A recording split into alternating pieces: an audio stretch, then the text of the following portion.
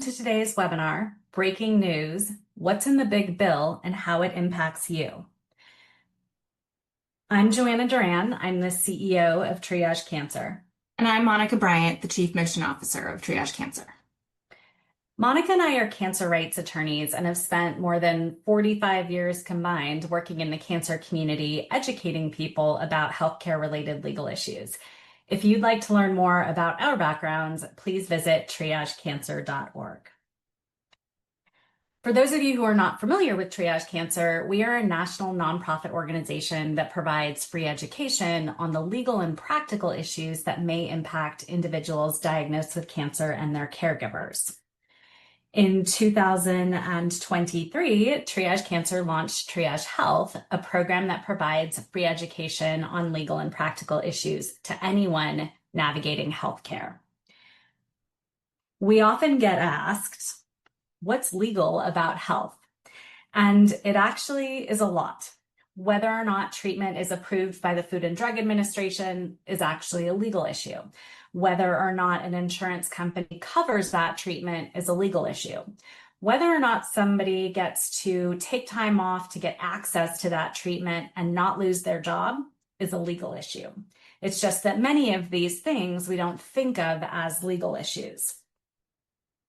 But when we advocate for laws and protections, just having a law doesn't solve a problem by itself. We need to make sure that people know those laws exist and actually understand how to use the laws that provide protections and benefits. So we need education and navigation too. And that's why Triage Cancer and Triage Health exist, to help people do just that. So I want to start by giving you a structure for today's webinar. We're going to focus on key items in the bill so that you can better understand how it impacts you. We'll not have time today to discuss all the potential impacts on our healthcare system as a whole, but we will take some time to lay a bit of foundation about these topics to make sure that everyone understands the impact of the changes. We'll also point to some of the other important changes in the policy and legislative landscape that are happening right now that connect to these topics and may also have a significant impact on our healthcare system. I'll also share ahead of time that many of these areas of law are in flux, where we've seen regulations or executive orders or even bills passed, and then they're challenged in the court system, which means that we'll have to wait to see how the courts handle these issues and which of these provisions are actually implemented over the next few years. We also know that many of these changes go into effect at different times, and in some cases, there may be a long time before the most significant impact of these changes are felt in people's daily lives. But we want people to understand them now, before they go into effect, in order to take advantage of opportunities to engage in policy and legislative advocacy efforts. So for today's webinar, we're going to cover an introduction to legal authority in the United States. We're going to talk a little bit about some recent federal agency notices on immigration, and then we'll turn to H.R. 1, which is also known as the OBBBA. We're going to refer to this today as the Reconciliation Bill, which included changes to student loans and taxes and other areas, and most significantly for our community, changes to healthcare.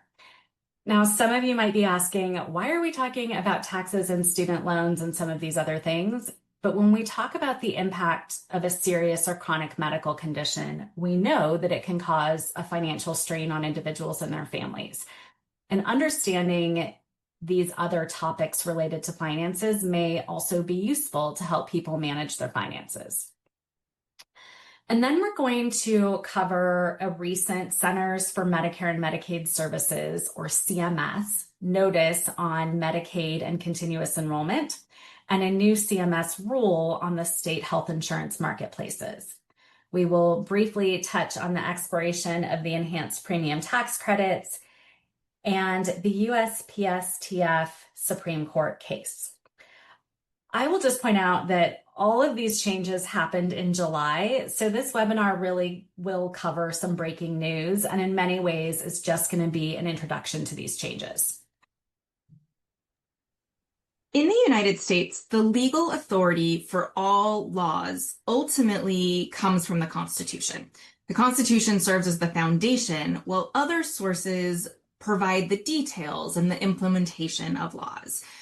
All of that is to say that there isn't just one place to look for what the law says.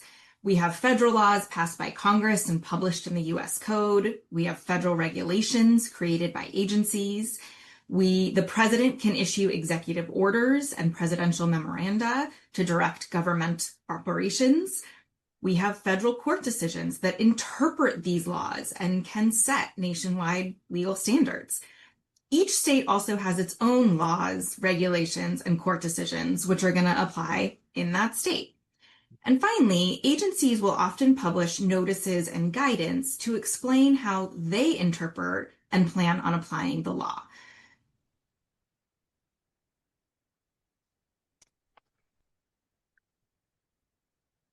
While this webinar covers recent changes in the law, it's important to remember that changes to the law happen every single day across all levels of government, which means that it's always a challenge to stay on top of the changes and understand how these changes affect our daily lives. Again, that's why Triage Cancer exists, to help people do just that. But we do have to acknowledge that right now changes are happening at warp speed, and everyone is trying to keep up. But we also can't forget that there are always opportunities to make changes to our laws and our systems, but it does require getting educated and participating in the process. So if you want to learn more about how government functions and the opportunities for you to get engaged at these different levels, we'd encourage you to watch our recorded webinar from February of this year.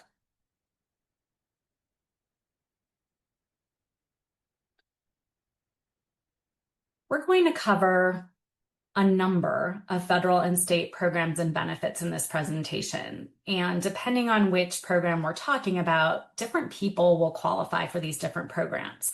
And those requirements to qualify often include an individual's immigration status. So I want to take a minute to talk about this so that you better understand the changes that we're going to talk about. When we talk about people in the United States, there are US citizens, and then there are people who are lawfully present in the US, and that has a legal definition. There are approximately 37 million immigrants in the United States who are lawfully present. And that includes many categories of immigration status, including people who have become US citizens through the naturalization process, and there's about 23 million naturalized US citizens. It also includes lawful permanent residents, or LPRs, who are also known as green card holders, who equal approximately 11 million people in the US. It also includes people who are residing under the Compacts of Free Association. These are citizens of the Pacific Islands of Micronesia, the Marshall Islands, and Palau. There are also individuals who have been granted refugee or asylum in the US due to persecution in their home countries. It also includes individuals with deferred action and other legal status given by a variety of different laws. And then there's a whole alphabet of non-immigrant visas that are also included in the definition of lawfully present, including work or student visas. So now we have to take a step back in time to 1996, when the Personal Responsibility and Work Opportunity Reconciliation Act was passed. And this law made federal public benefits available to a specific list of qualified immigrants. The list of lawfully present immigrants who could get access to federal benefits was limited, and the list of who is not a qualified immigrant was actually long under the act. Under the law, Congress left it up to federal agencies to determine which are federal public benefits, and it included some exceptions for certain programs related to life and safety, where immigration status wasn't going to be disqualifying for those benefits.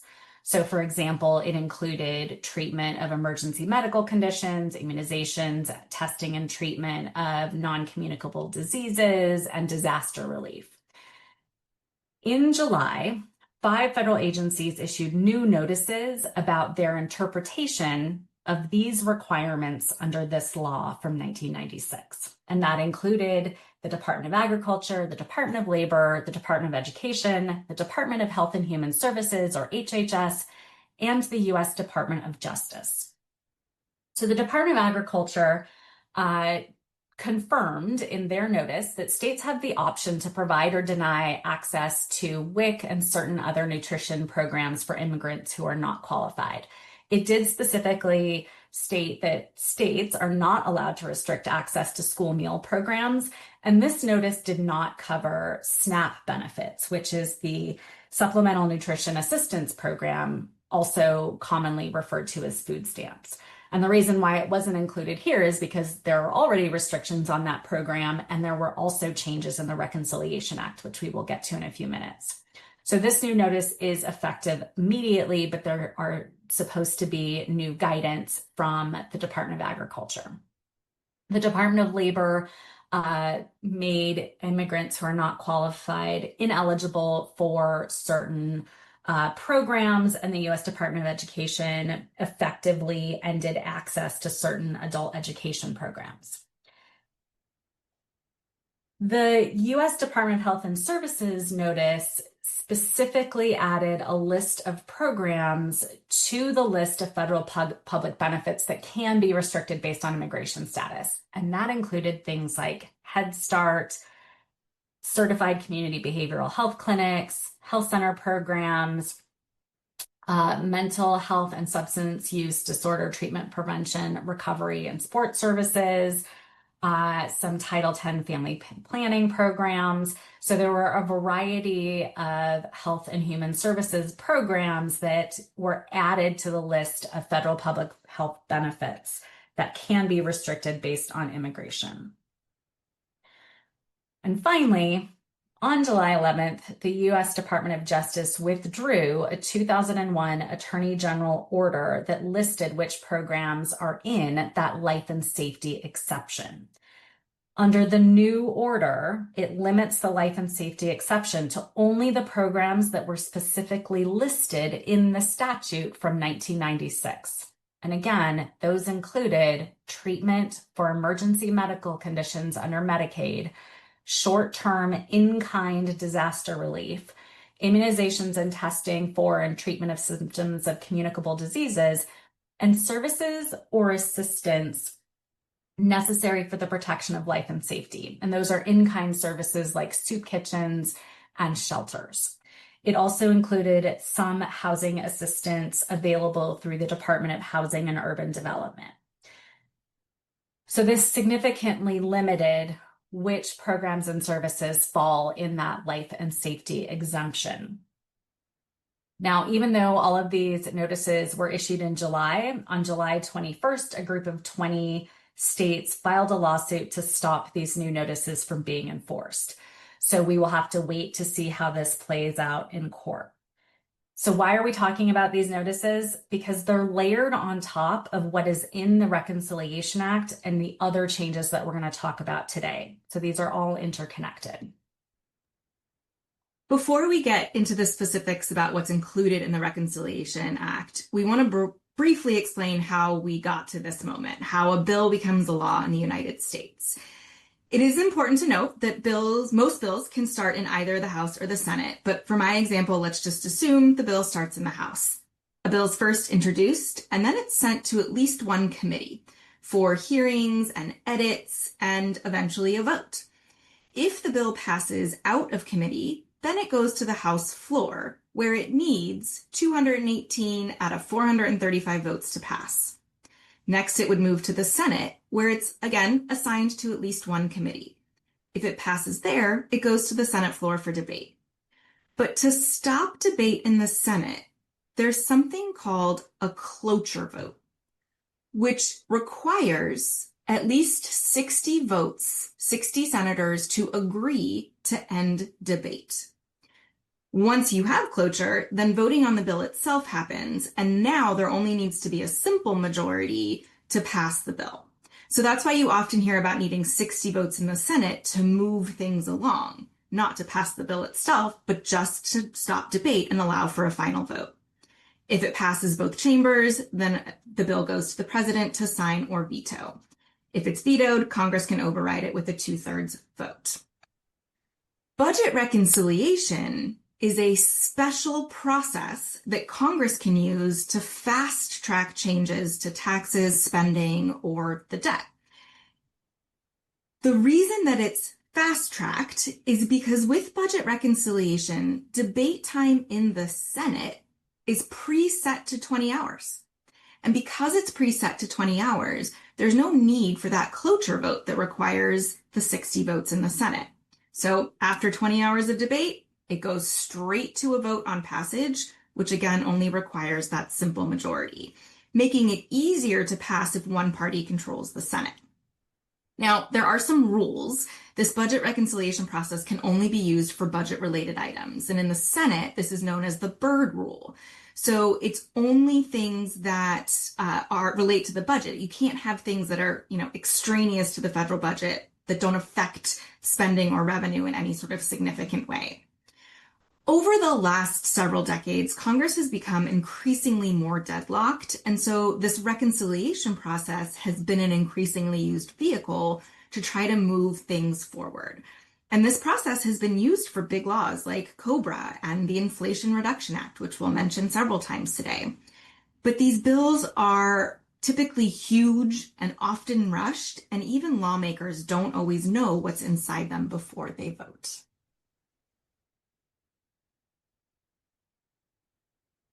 And that brings us to the reconciliation bill that was passed by both houses of Congress and signed into law by the president on July 4th, 2025.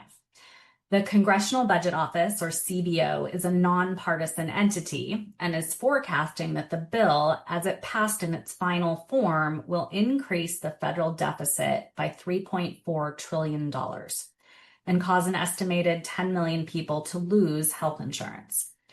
While the newly enacted legislation will save more than $1 trillion by cutting federal spending on healthcare, with the majority coming from Medicaid, the CBO predicts that the package's total cost will far outweigh its savings. We're not going to cover everything in the 870-page reconciliation bill, like the changes to international tax law or U.S. business taxes or taxes on professional gamblers. Instead, we're going to focus on the provisions that are more likely to impact the daily lives of our communities. And we want to start with some items that we can explain more briefly, and then we'll get to some of the bigger issues that we want to lay some foundation for first to help explain the significance of the changes. So effective immediately, under the reconciliation bill, funding is barred for 1 year for nonprofit essential community providers that are primarily engaged in family planning and reproductive health services, provide abortions, and have received at least $800,000 in federal and state Medicaid funds in the fiscal year 2023. So that's very specific. And it's being referred to as the Planned Parenthood provision in the law, as it's primarily going to affect Planned Parenthood locations across the country based on the language of this provision. It is already federal law that federal funds may not pay for abortions. But this provision removes all funding, including family planning, breast and cervical cancer screening, and other primary care services. This provision in the law was challenged in court on July 7th, so just a few days after this law was signed by the president, and a federal judge has issued an injunction while this lawsuit is ongoing. So we will wait to see how this is playing out in the courts. The Reconciliation Act also included changes to the SNAP program, which I mentioned is commonly called food stamps. And it adds or expands work requirements for SNAP recipients in certain categories. And eligibility is now limited to immigrants who are lawful permanent residents, certain Cuban and Haitian entrants, and people residing under those compacts of free association. As a result of the cuts to the SNAP program, the CBO is estimating that the average reduction of SNAP benefits will be about $15 per month per participant.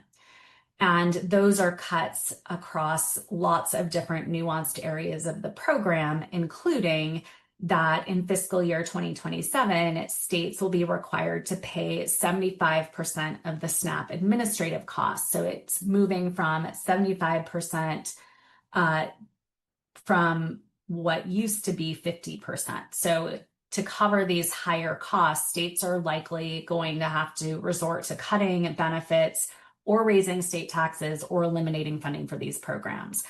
And so the CBO estimates that more than 5 million Americans are going to lose access to food benefits in addition to cuts to existing benefits. Under the Inflation Reduction Act, the Department of Health and Human Services is required to negotiate prices for certain Medicare-covered prescription drugs.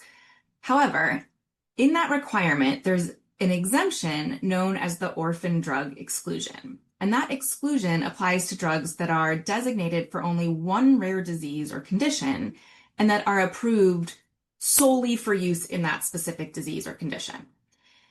The orphan drug exclusion was modified by the Reconciliation Act. So now a drug might still qualify for the exclusion if it's designated for one or more rare conditions, but only if all of its approved uses are for rare conditions. So these changes will apply starting with the drug price selection process in 2026, with negotiated prices becoming available January 1st of 2028. In April of 2024, a CMS final rule required long-term care facilities to meet minimum staffing levels to protect patients by ensuring that there were enough staff to adequately care for patients. The reconciliation bill prohibits the HHS secretary from implementing, administering, or enforcing the new staffing levels required by this final rule until October 1st of 2034. So it delays the implementation of this rule. Turning to student loans, new federal student loan borrowers will only have two options for repayment of their loans. There will be the standard repayment plan that has a fixed monthly payment over 10 to 25 years. And then there will be a repayment assistance plan, or a RAP, which is a new income-based plan where payment amounts will be tied to income levels. There will also be changes for people with existing student loans. If they have certain repayment plans, borrowers with loans originating entirely before July 1st of 2026 and are currently in one of the income contingent repayment plans, the pay-as-you-earn plan, or the Saving on a Valuable Education plan, which is ICR, Pay, and Save. If you're in one of those plans, you'll need to move to a new repayment plan before July 1st of 2028. So you have 2 years to move over to that plan after July 1st of 2026. And you'll be able to choose any current standard repayment plan, the current income-based repayment plan, or the new RAP. And if you don't make a choice by the deadline, you'll automatically be placed in the RAP. This law also eliminates the Secretary of Education's authority to establish any new income-based repayment plans in the future. There are also new limits on federal student loans as of July 1st, 2026. So Graduate Plus loans are eliminated. Graduate students face annual limits of $20,500 and a $100,000 lifetime cap. Professional degree students can borrow up to $50,000 annually with a $200,000 lifetime cap. And those professional degrees include medical school and law school. And for prospective medical school loans can often reach $400,000. Parent Plus loans are capped at $20,000 per year and $65,000 per dependent student. And there is a new lifetime borrowing limit on federal student loans of $257,500, which applies to all federal student loans, excluding Parent Plus loans. The Reconciliation Act also delays loan protections for students that were misled by schools or their schools closed, and it delays those rules until July 1st of 2035. The law also allows Pell Grants to be used for certain short-term accredited workforce programs and makes permanent the tax exclusion up to $5,250 for employer-provided student loan repayment assistance. So where employers are providing loan assistance repaid to their employees, that tax exclusion will become permanent.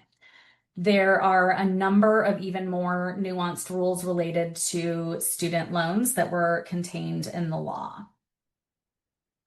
There are also some tax changes that may apply to you in the reconciliation bill that may have an impact on your finances.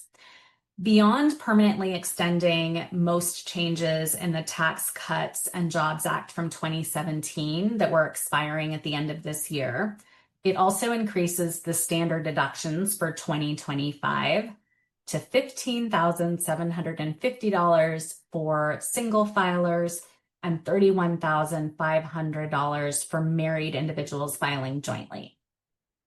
It also raises the cap on state and local taxes, also known as the SALT deduction, from $10,000 to $40,000 for the 2025 tax year.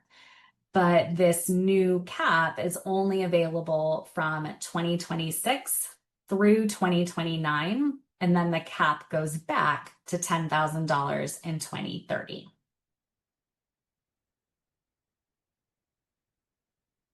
For individuals who do not itemize their taxes, they can take a deduction for donations to charities. The limit is being increased from $500 in 2025 to $1,000 in 2026. It also increases the gift and estate tax exemption to $15 million and makes it permanent. And it eliminates the clean energy tax credits that were in the Inflation Reduction Act, or the IRA. There is a new temporary $6,000 deduction for individual taxpayers who are age 65 or older that will be available through 2028. It increases the non-refundable child tax credit from $2,000 to $2,200 per child. And it permanently eliminates the moving expense deduction, except for armed forces and certain members of the intelligence community. There are also changes to ABLE accounts, which are savings accounts for specific individuals. It permanently extends the TCJA's increased contribution limits to ABLE accounts and makes them permanently eligible for the Savers credit. The amount of student loan debt that is discharged due to death or disability is now permanently excluded from gross income. And Section 529 plans, which are savings plans for college and post-secondary education, are now allowed to be used for additional education expenses, including enrollment or attendance in an elementary or secondary school, and qualified higher education expenses, which includes qualified post-secondary credentialing expenses, which could potentially mean CEUs. The no taxes on tip provision in the law is actually a temporary above-the-line deduction for up to $25,000 for qualified tips for individuals who are employees and independent contractors in jobs that customarily receive tips. It is available to individuals who either take the standard deduction or itemize their taxes, and it does phase out when someone has a modified adjusted gross income of $150,000 or more for an individual. The no taxes on overtime provision in the law is actually a temporary above-the-line deduction of up to $12,500 for an individual or $25,000 for those filing jointly for qualified overtime compensation under the Fair Labor Standards Act. It also phases out for taxpayers with a MAGI over $150,000 for an individual. For the 2025 tax year, it's going to be a transition year of how employers have to report this information to employees and contractors so that everyone has this information available to file their taxes.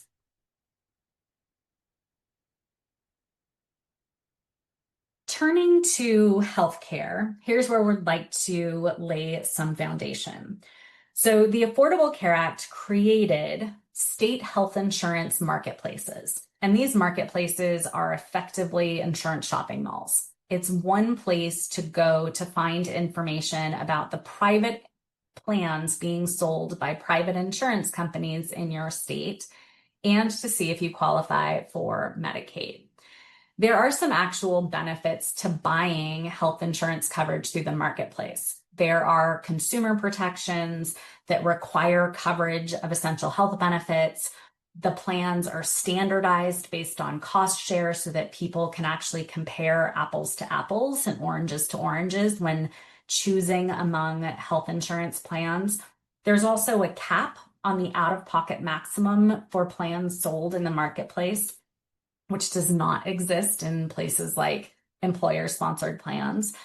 And there is also financial assistance available based on income level. And there's two types of financial assistance. There are premium tax credits, which lower your monthly premium based on the plan that you are choosing from the marketplace. And then there are cost-sharing subsidies, which lower out-of-pocket costs based on the plan that you choose and based on your income level. People can sign up for marketplace plans during an annual open enrollment period. That's also an opportunity to make changes to your marketplace plan each year. Some states have their marketplaces run by the federal government, but some states decided to run their own marketplaces, and they may have named those marketplaces something different. For example, the marketplace in Pennsylvania is called Penny. So some people may not be aware that when they're purchasing through their state-run marketplaces, it is still the marketplace under the ACA. When drafting the Affordable Care Act, Congress recognized that there may be a need to make changes to health insurance, and that need to make changes doesn't just happen during open enrollment. So they created a special enrollment period, which provides a 60-day window to pick up a new plan in the marketplace or to make changes to an existing marketplace plan when somebody has a qualifying life event, like losing coverage or moving or having changes in your family. There is also a special enrollment period into the marketplace for individuals whose household income is at or below 100% of the federal poverty level and are eligible for premium tax credits. If somebody is currently uninsured, they can enroll in a marketplace plan year-round. If somebody already has a marketplace plan, they could switch to a silver level plan at any time. And if they have a silver level plan, they can also switch to a different silver level plan at any time. So this special enrollment period was required for the federal marketplace at healthcare.gov. It's optional for state-run marketplaces. So this is what it looks like based on household income level. And in the American Rescue Plan Act, or the ARPA, and in the Inflation Reduction Act, the IRA, these two laws were COVID-related laws. And the American Rescue Plan Act added financial assistance to be available for people in the marketplace who are buying plans. The Inflation Reduction Act extended the length of time that this financial assistance is available. So what this means is with the enhanced premium tax credits, which is enhanced because of the additional financial assistance available in these two laws, 4 out of 5 people across the country are able to find a marketplace plan for $10 or less per month right now. The law also added some financial assistance for people with household incomes over 400% of the federal poverty level. And the reason that they did that was if it cost that family more than 8.5% of their household income to buy health insurance coverage, they would get premium tax credits to lower their monthly premium to 8.5% of their household income. So it even added some financial assistance for people who might have a higher household income level, but the cost of insurance is so high, it was making it unaffordable. So as I mentioned, these are COVID-related bills, and this additional financial assistance is time limited. So it is only going to be available until the end of this year. Now, when we're talking about the marketplace, in order to be eligible to buy a marketplace plan, you have to be a U.S. citizen or lawfully present and live in the United States. Generally speaking, lawfully present immigrants are eligible for financial assistance in the marketplace. But for individuals who are not lawfully present, they are generally not eligible to buy marketplace plans at all, except for those who are in Colorado or Washington. Those are 2 states who decided to make marketplace plans available to individuals who are not lawfully present, but the federal financial assistance is not available stance. So turning to the Reconciliation Act, it currently, if someone underestimates their income level for the year and doesn't report those income changes to the marketplace, they actually have to repay the financial assistance that they receive for their marketplace plans. That amount is capped at $3,150. The Reconciliation Act removes the cap on how much someone has to repay, and they now have to repay all of that financial assistance. So this will apply starting in 2026. There are also changes in the Reconciliation Act to who qualifies for premium tax credits to buy a marketplace plan. Previously, it applied to immigrants who are lawfully present. Now it only applies to lawful permanent residents, certain Cuban and Haitian entrants, and people residing under the Compacts of Free Association. So it significantly changes who is eligible for marketplace plans. It also eliminates premium tax credits for eligible immigrants with a household income under 100% of the federal poverty level.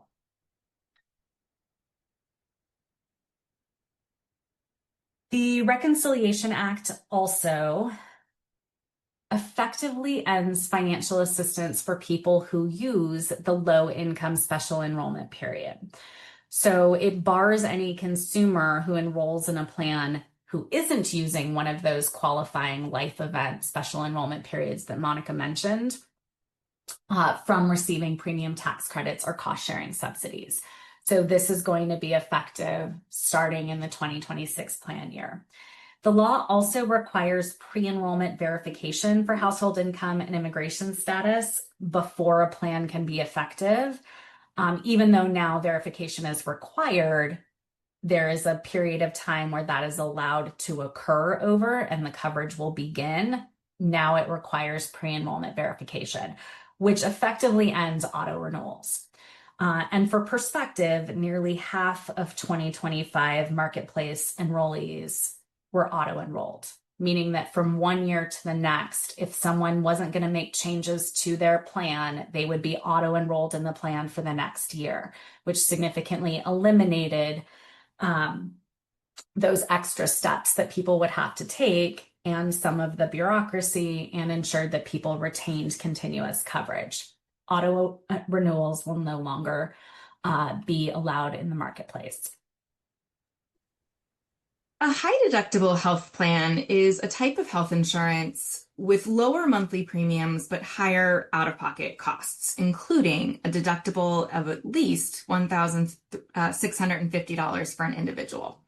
As a reminder, the deductible is what you have to pay first for your healthcare before the insurance policy starts picking up their share. If someone is enrolled in a high deductible health plan, they may also qualify for access to something called a health savings account, or an HSA. HSAs are a special savings account that people can use to pay for eligible medical expenses like copays or prescriptions. But generally, HSAs can't be used to pay for most health insurance premiums. The benefit to an HSA is that the contributions are pre-tax, and so someone won't pay taxes on that money as long as they spend it on qualified health expenses. And the funds roll over from year to year, and they can be set up either through an employer or by an individual themselves through a bank. The Reconciliation Act made several changes to how HSAs work. First, starting this year, high deductible health plans can permanently cover telehealth and other remote services before someone meets the deductible without losing that high deductible health plan status. We don't have specifics about what qualifies as telehealth or remote services, but we anticipate we will get some more details. Additionally, some people choose to set up a direct primary care arrangement. So this is where someone might go to contract with a provider who agrees to deliver certain primary care services in exchange for a monthly fee. So it's not health insurance. The Reconciliation Act said, beginning in 2026, these direct primary care arrangements that meet certain requirements will not be considered health insurance. So it affirms that piece, which means that individuals can use HSA funds to pay for these arrangements. Also, starting in 2026, individual marketplace plans that are bronze or catastrophic plans will be treated as high deductible health plans so that they can now be paired with an HSA. And one of the reasons that contributing to an HSA is so helpful is that in addition to the tax savings, it can also reduce a person's modified adjusted gross income, which again can help lower taxes or potentially provide access to eligibility for certain programs like marketplace financial assistance. Turning now to our federal health insurance program, Medicare. Medicare is health insurance coverage for U.S. citizens and certain legal residents who are 65 years or older, or for individuals younger than 65 who have been receiving Social Security Disability Insurance, or SSDI, payments for 2 or more years, or for people under 65 who have end-stage renal disease or ALS. But Medicare isn't the only public health insurance program. We also have Medicaid, and we're going to talk more about Medicaid shortly, but we did just want to remind everyone that about 16% of Medicare beneficiaries also receive Medicaid. So that equates to, more than 12 million people in the US who are what we refer to as dual eligible, where they have access to both Medicare and Medicaid. But not everybody with Medicare with a low income is going to qualify for full scope Medicaid. And plenty of people who don't qualify for full scope Medicaid still might have trouble paying for the out-of-pocket expenses that come with Medicare. There are programs called Medicare Savings Programs, or MSPs, that are designed to help pay for the out-of-pocket costs that come with Medicare Parts A and B. And some estimates actually say that about half the people who are eligible for these programs to get help paying for their medical care aren't enrolled in them because they don't know about the programs or they don't understand what the rules and the application process is. And even looking at the names of these various programs, it is confusing, QIMBY and SLIMBY. So there have been efforts over the last several years to try to improve access to these Medicare savings programs to people who are eligible for them, including a rule that said that by October of 2024, states should be automatically enrolling people who have Medicare and supplemental security income, or SSI, into the Quimby program.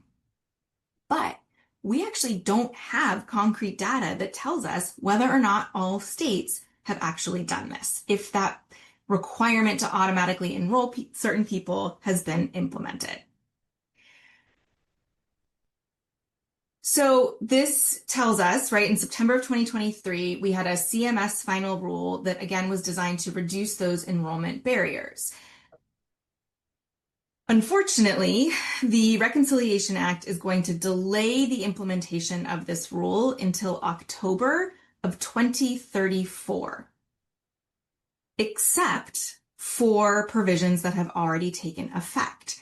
So that might include the auto-enrollment of certain SSI recipients into the Quimby Medicare Savings Program if that state has already implemented it.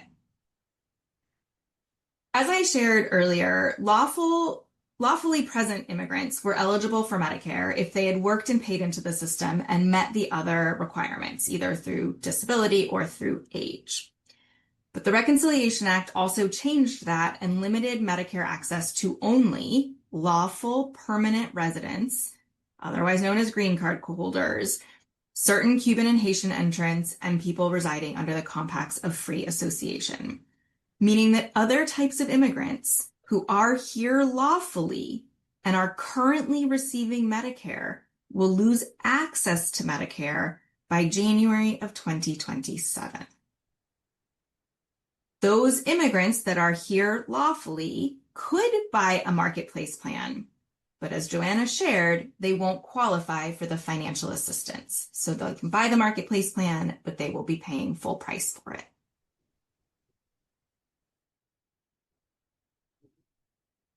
Turning to Medicaid, that other federal public health insurance program that covers 1 in 4 Americans, the Medicaid program is actually funded by the federal government and by the state government. So there's a federal-state funding partnership. And the money that the federal government gives to the Medicaid program is a percentage, and they refer to it as the Federal Medical Assistance Percentage, or FMAP. And the lowest FMAP is 50%. So for example, California is a state that has a 50% FMAP, and a state with the highest FMAP at 76.9% is Mississippi. It is a federal-state funding partnership, but it is administered at the state level. And while there are certain benefits that are required to be included across all states, states are allowed to apply for waivers to customize their programs. And these are referred to as Section 1115 waivers. And these waivers typically last for 5-year periods of time.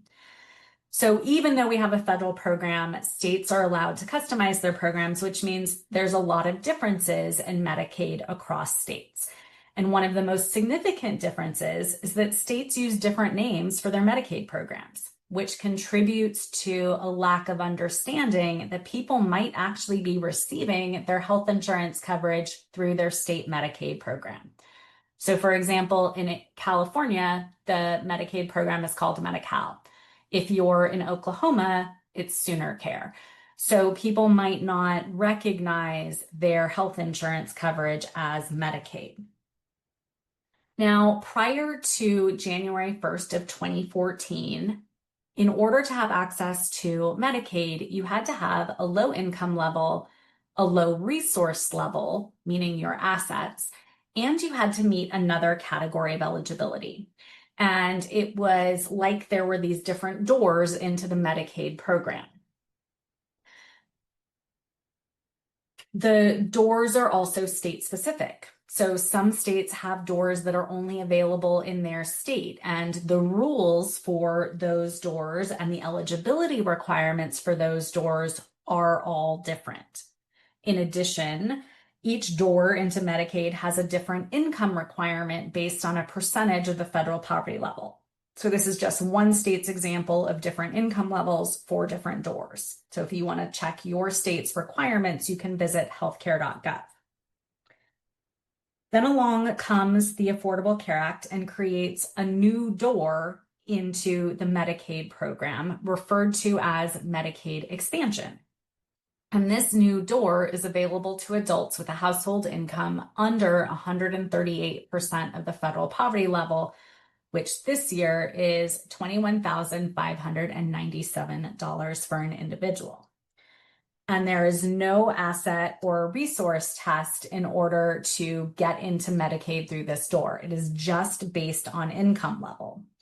So all the old doors still exist, and then Medicaid expansion added this new door that doesn't have the resource requirement attached to it.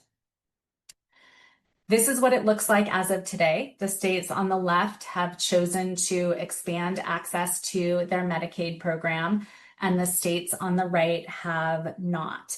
All of the footnotes on the bottom of this slide are all of the states that have made decisions to expand access to their Medicaid program after January 1st of 2014. Now, you might ask, why does Medicaid matter? Well, besides the fact that it covers 1 in 4 people in the United States, or 25% of our population, it also covers some of our most vulnerable populations, like seniors and children and people with disabilities. But it also covers people with lower wage jobs that don't offer health insurance. We also have data that shows us that in states that didn't expand access to Medicaid, that it actually increased premiums for marketplace plans in their state.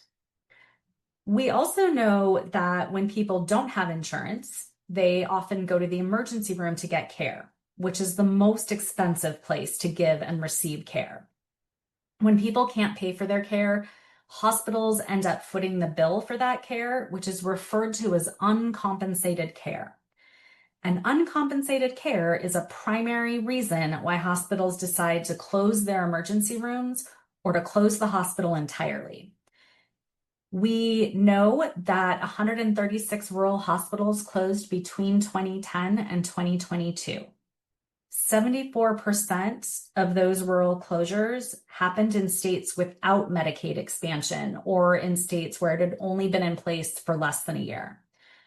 So even if you have the best employer-sponsored health insurance plan, your local ER or local hospital might no longer be there when you need it. And so this is an example of a policy decision that has impact beyond just that policy decision on our healthcare system as a whole. Now, with respect to Medicaid and individuals who are not citizens currently, individuals who are qualified non-citizens are generally eligible for Medicaid if they meet a state's income and residency rules, which includes lawful permanent residents, asylees, refugees, and many of those other categories of immigrants. But there is a 5-year waiting period to get access to Medicaid, where someone must be lawfully present in the US for 5 years before getting access. Some states have exceptions to that rule. For individuals who do not have documentation, Medicaid will pay for emergency treatment through emergency Medicaid. And some states also provide coverage for children and for pregnancy-related care. And some states use state funds to cover other categories of immigrants who are undocumented based on age. Starting October 1st of 2026, the Reconciliation Act limits the definition of qualified immigrants for Medicaid and CHIP to individuals who are lawful permanent residents, certain Cuban and Haitian entrants, and people residing under the Compacts of Free Association. It also includes lawfully residing children and pregnant adults in states that cover them under the ACHIA option, which is where states can waive that 5-year waiting period for access to Medicaid. The Reconciliation Act also limits the FMAP for emergency Medicaid for individuals who otherwise would have been eligible for expansion coverage except for their immigration status. and it limits it to the state's regular FMAP. So basically, what this means is that for individuals who are accessing emergency Medicaid services, states are going to be required to pay for 90% of that cost, dropped down to 50% depending on the state. So that's a significant increase in cost that states will have to pick up. The Reconciliation Act changes Medicaid long-term care requirements starting January 1st of 2028, where it reduces the maximum home equity to $1 million regardless of inflation, but it allows states to apply different requirements for homes that are located on farms. It does things like eliminate incentives for states to adopt Medicaid expansion that were in the IRA. And it also eliminates enrollment fees or premiums for Medicaid expansion. However, it requires states to impose cost sharing for Medicaid expansion, up to $35 per service. But it does exempt some services like primary care, mental health and substance use disorder services, and services from FQHCs, behavioral health clinics, and rural health clinics. It does also keep the 5% of family income cap on out-of-pocket costs. So there is an overall cap on family costs. It limits retroactive coverage for Medicaid to 1 month prior to application for Medicaid expansion enrollees and 2 months prior to application for traditional enrollees in Medicaid. So previously it was 3 months in most states across the board, even though there were a few states that already had waivers to limit their retroactive coverage. It also requires re-enrollment at least every 6 months instead of 1 year. And states are allowed to require it more often. So theoretically, states could ask people to re-enroll in Medicaid every month under this law. This only applies to renewals scheduled on or after December 31st of 2026. It also requires the HHS secretary to issue guidance. So we should see regulations soon on how this will actually work. And that brings us to the work requirements, which people are most familiar with related to the reconciliation bill. So for those who are on Medicaid expansion, which does not imply in states that haven't expanded, adults 19 to 64 without dependent children or parents of children over 13 are required to participate in qualifying events for 80 hours per month. Those qualifying events could be work, community service, and/or work program participation. It could also include individuals who are enrolled in education at least half-time, or any combination of those options totaling 80 hours a month. It also allows people to qualify if their monthly income is equivalent to minimum wage times 80 hours, which actually helps seasonal workers. So then who is exempt from the work requirements? It includes parents, guardians, or caretakers of dependent children at 13 and under, or disabled individuals. It includes individuals who are pregnant or receiving postpartum coverage, foster youth or former foster youth under age 26, individuals who are medically frail. It includes American Indians and Alaska Natives, disabled veterans, and individuals who are entitled to Medicare Part A, enrolled in Part B. States also have the option to allow short-term hardship exceptions to this requirement, but only if it's requested by the individual. So that means people have to proactively ask for an exception if they travel outside their geographic area for an extended period of time for medical care. If people are inpatient in a hospital, nursing facility, intermediate care facility, or inpatient psychiatric hospital, and those who are in a county with a federally declared emergency or disaster, but not a state declared one, or residing in a county with a high unemployment rate, subject to a request from the state to the secretary. So those are very specific exemptions. So under these work requirements, states have to verify that someone's met the requirement for 1 to 3 consecutive months before they apply. So there's a look back period to see if someone is actually meeting these requirements. And states get to choose how long the work requirement is. So is it 1 month, is it 2 months, or is it 3 months? Existing enrollees have to meet the requirement for at least 1 to 3 months between each eligibility check. And those eligibility checks, again, can be at least twice a year and maybe more. If somebody is denied or disenrolled due to not meeting the work requirements, they're also ineligible for financial assistance to buy a marketplace plan. So it not only means that they will no longer have access to Medicaid, they won't be eligible for financial assistance to get their marketplace plan. States are also not allowed to waive any of these requirements through a Section 1115 waiver. So states have to follow these requirements specifically. And states actually have to implement these work requirements no later than December 31st of 2026. But it can be earlier if states want to start their work requirements earlier. So that's a very important distinction. But if there is a state that is demonstrating a good faith effort to comply with this requirement and it's going to take them longer to implement, the secretary can make exceptions, but that exception cannot be later than December 31st of 2028.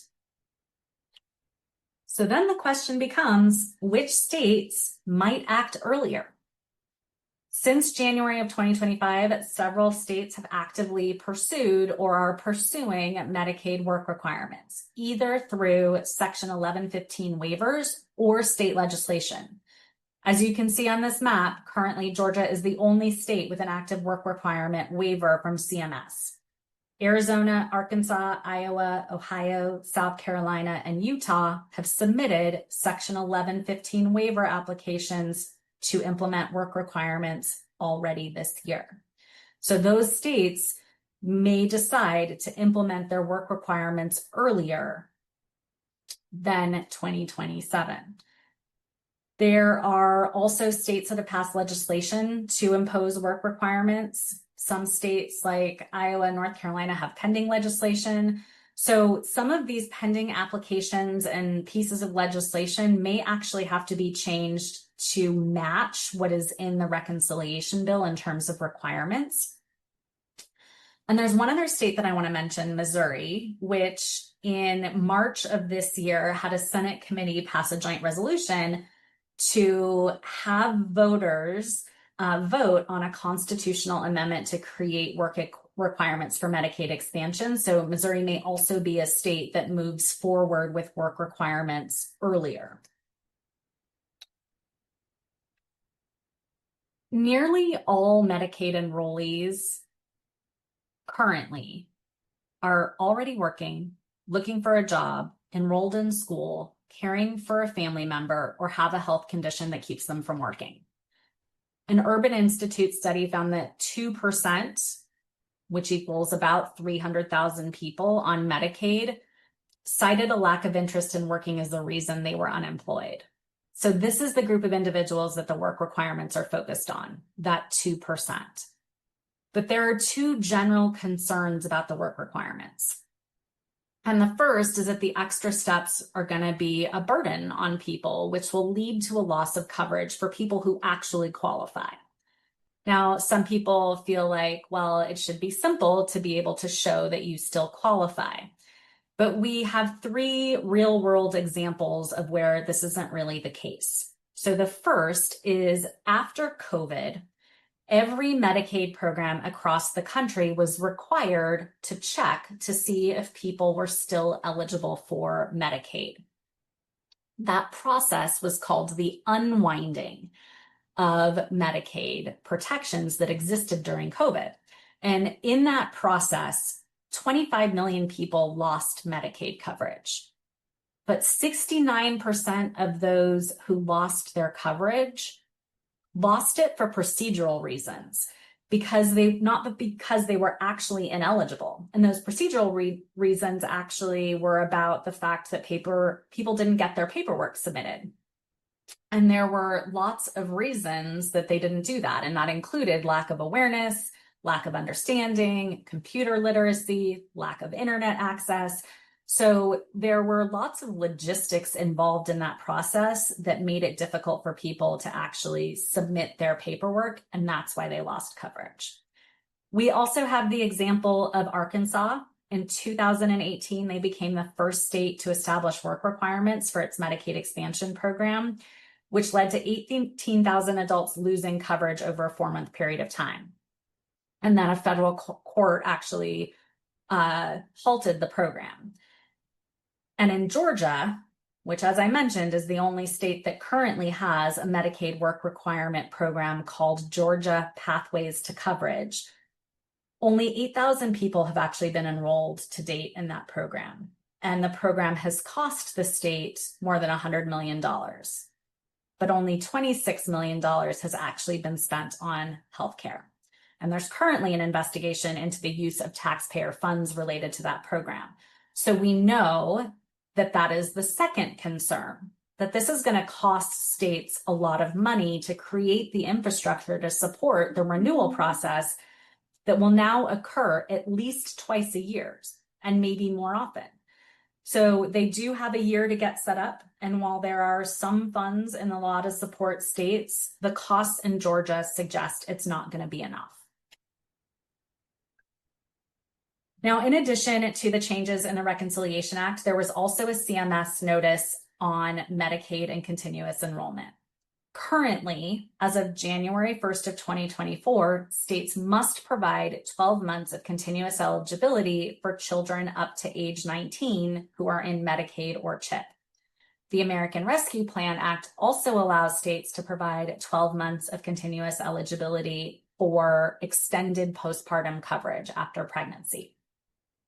12 states also have a Section 1115 waiver that allows them to provide continuous enrollment for children and adults. So there are 9 states that provide continuous eligibility for children from birth to age 6, and there are 8 states that provide varying lengths of continuous eligibility to certain adults. In this new notice that was issued on July 17th, CMS does not anticipate approval of any new Section 1115 waivers for expanded continuous eligibility or renewing the current ones. So there are those 12 states that currently have waivers. 5 of them just got new waivers on November 24th of 2024. So those are likely to end in 2029, but there are some states whose waivers will end at the end of this year. So states are going to need to notify people if they're no longer eligible for coverage under Medicaid as a result of this notice. In addition to the notice, CMS released a new rule on June 20th.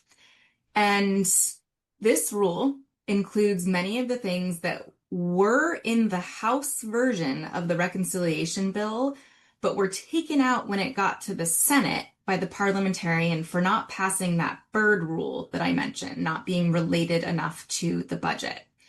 So the provisions on this slide are effective starting next month, but they are going to sunset at the end of the 2026 plan year. And these changes are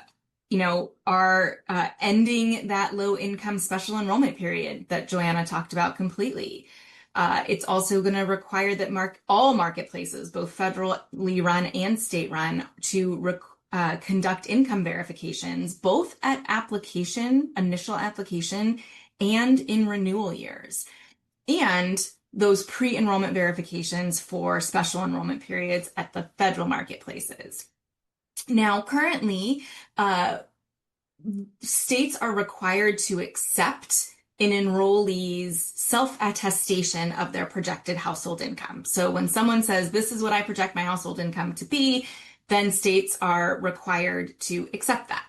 This rule ends that requirement. So if tax data is unavailable, states are now required to ask for additional information. Additionally, right now, if someone doesn't file their income taxes for 2 years, they can still access premium tax credits. This rule changes that and says if someone fails to file for 1 year, then they don't get premium tax credits anymore.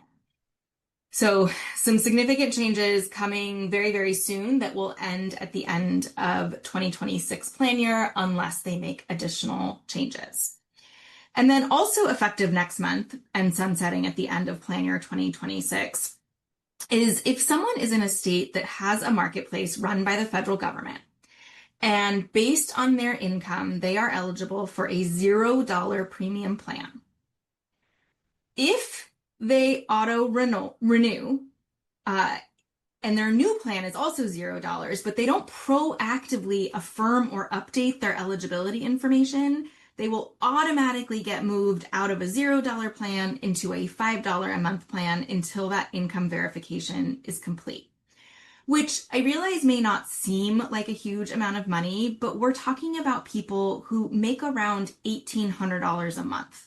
So even $5 could be a challenge, and it also just creates this burdensome extra step, especially when people may not have access to the internet.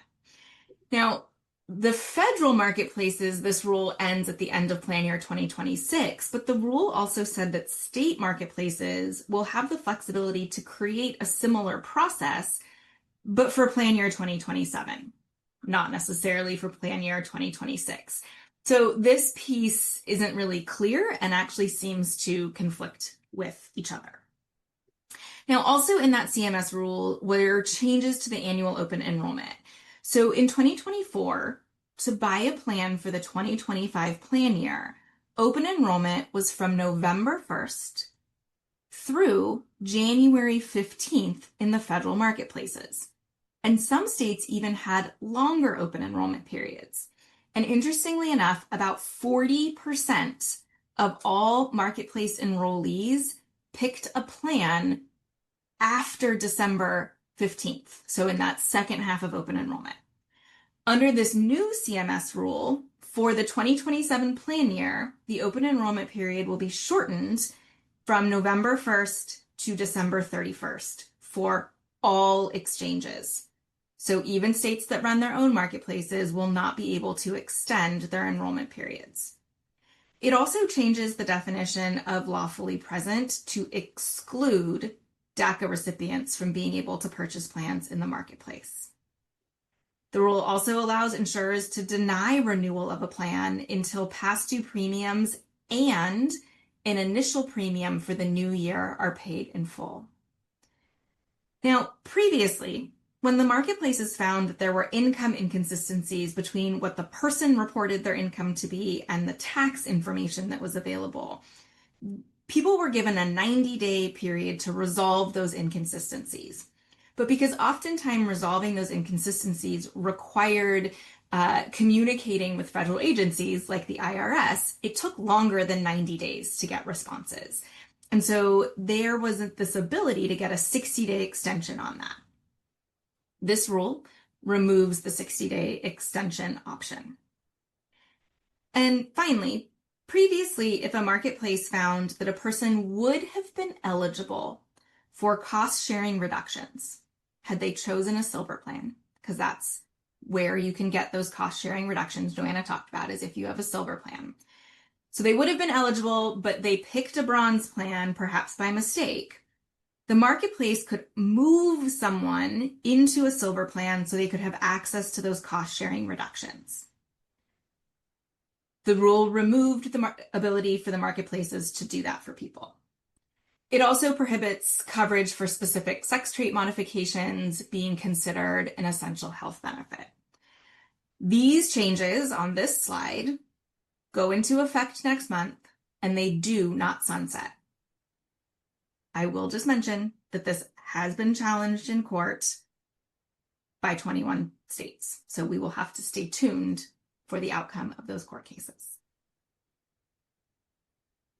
So when you look at all of the things that we've talked about so far, layered on top of each other, it seems to us that if you summarize the immigration changes across these various public benefits, that the only individuals who are immigrants who qualify for these benefits are lawful permanent residents, who are again green card holders, certain Cuban and Haitian entrants, and people residing under the compacts of free association. And then, with that exception of Medicaid, the additional individuals who fall under the ACHIA option, where states can waive that 5-year waiting period for Medicaid. So what this means is that there are a whole lot of categories of individuals who are lawfully present who will no longer qualify for these federal public benefits. Turning away from immigration, as you remember, Joanna shared that there's been some additional financial assistance available in the marketplaces in the past few years, thanks to the American Rescue Plan Act and the Inflation Reduction Act. And in fact, this year, about 92% of people who buy their insurance through the marketplace have access to premium tax credits to help them purchase plans. As of December 31st of 2025, that additional financial assistance will go away and may make it so that it is unaffordable for people to purchase plans in the marketplace. There have been some estimates that have come out of various entities that suggest that the premiums will increase by 75% or more on average. And the Congressional Budget Office estimates that because of this, losing these enhanced premium tax credits, just in 2026, we're going to see 2.2 million people become uninsured. And as you can see, moving forward in years, there will be millions of people each year additionally that will lose access to health insurance coverage. In the Affordable Care Act, there was a requirement that private insurers in the employer market and in the individual marketplace market were required to provide free preventive services. And by free, I mean you don't pay a copayment, you don't pay a coinsurance amount, and it doesn't get applied to deductible. And these services are many of the things that you would expect in an annual checkup, like blood pressure, diabetes, cholesterol screenings, cancer screenings, immunizations, flu shots. And the specific list of services are services that are rated with an A or B rating by the U.S. Preventative Services Task Force. It also includes vaccines recommended by the Advisory Committee on Immunization Practices, or ACIP, and the Health Resources and Services Administration recommendations for women and children. The U.S.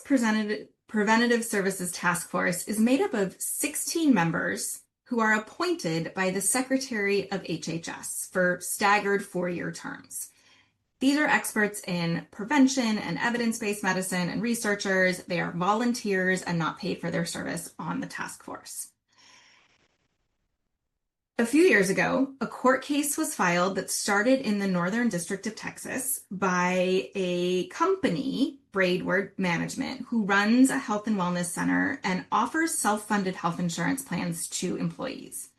The argument that Braidwood made to the Supreme Court is that the task force members should be considered principal officers under the Appointments Clause of Article 2 of the Constitution. And therefore, the way they are appointed is unconstitutional, and therefore, the provision in the ACA, they shouldn't have to cover these preventive services for free. Now, I have to tell you, the Appointments Clause of Article 2 of the Constitution is not necessarily one that most Americans are paying much attention to, but it basically boils down to, if an officer is a principal officer, they have to be nominated by the president and confirmed by the Senate. So like the Secretary of HHS. If, however, they are inferior officers, then Congress may allow appointment by department heads. So the district court and the Fifth Circuit agreed with Braidwood and said, yes, these task force members are principal officers, therefore their appointment is unconstitutional. The Supreme Court disagreed and said, for a variety of reasons, no, they're inferior, and therefore the way they are appointed is constitutional. So In this 6-3 decision, all that the Supreme Court said is the way the task force members are appointed is constitutional.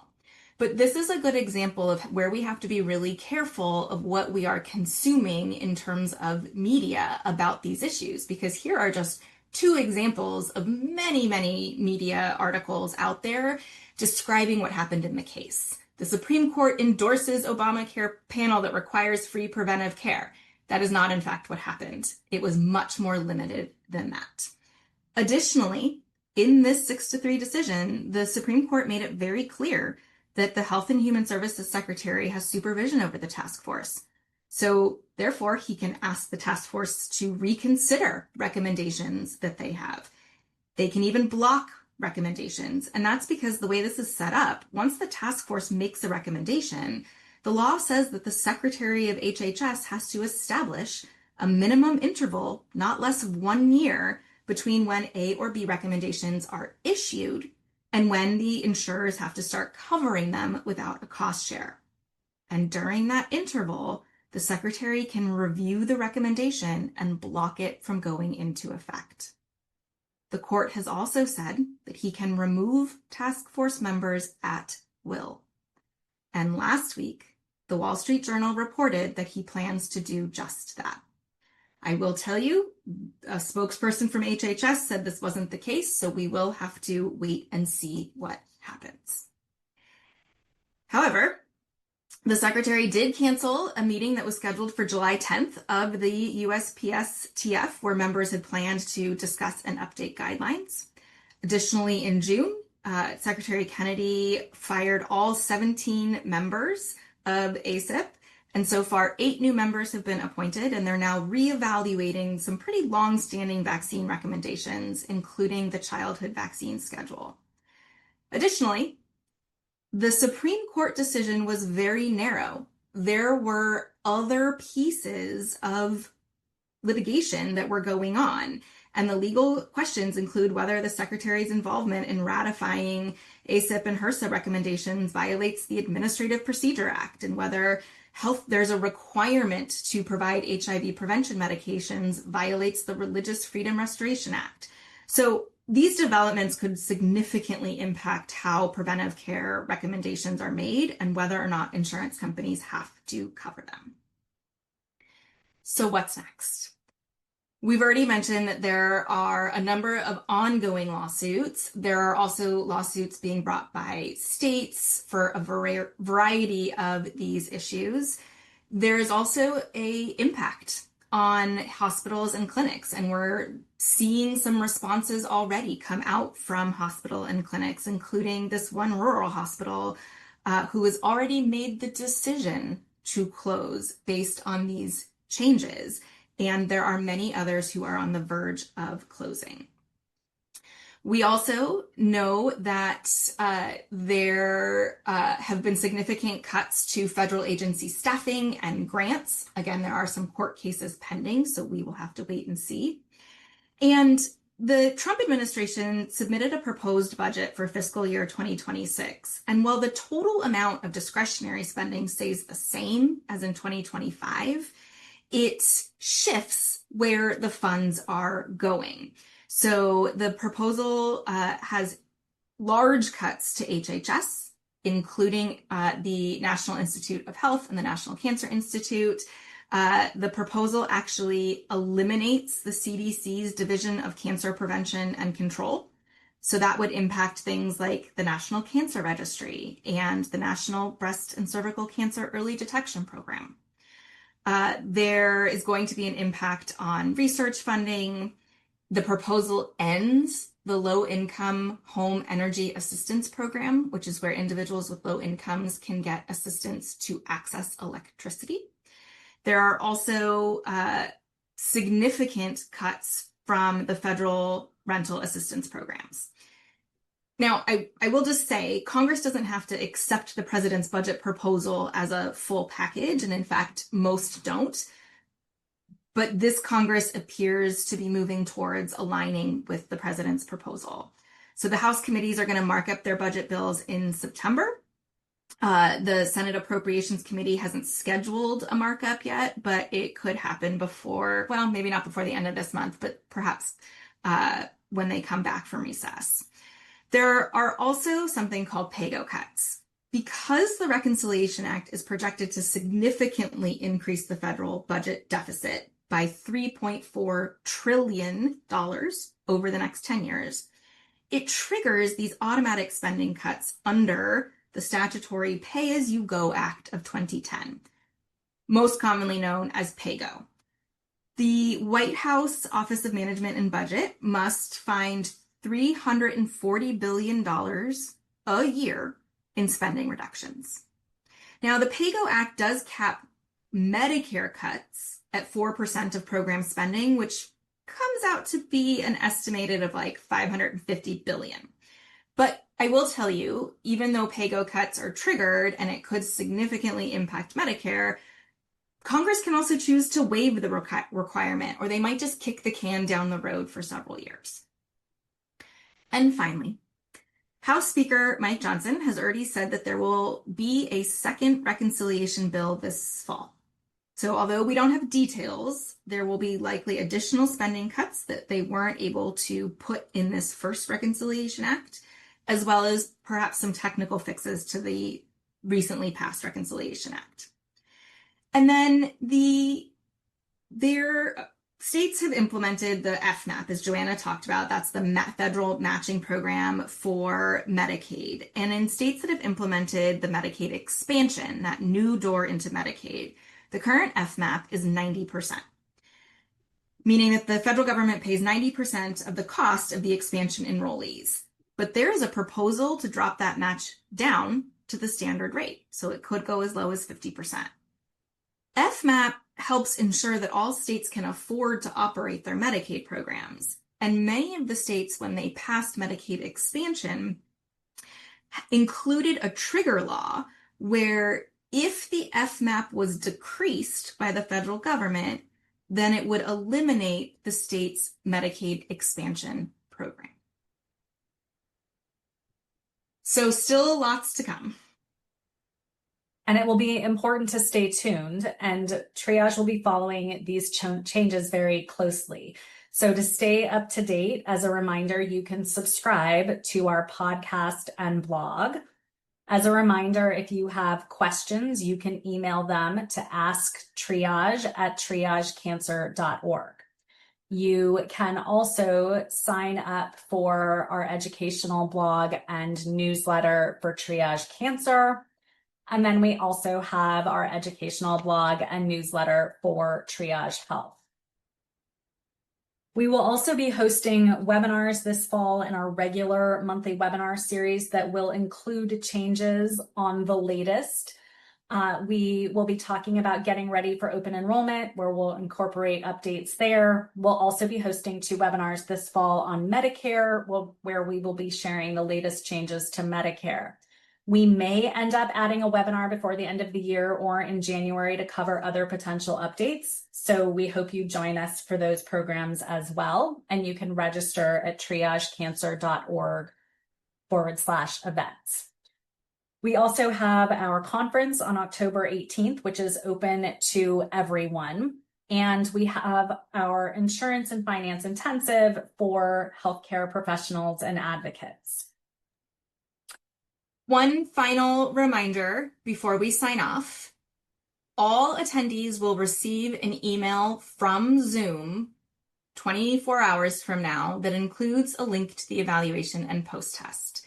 We would greatly appreciate it if all of you would complete the evaluation. If you are requesting continuing education or contact hours, then you must complete the evaluation and the post-test. If you are a nurse or social worker, you must also receive a passing grade on the post-test. If you do all of these things, then a certificate will be emailed to you within 4 weeks. Thank you for attending today's webinar. We hope you found this information a helpful introduction to the current and upcoming changes to our healthcare system and other areas of law.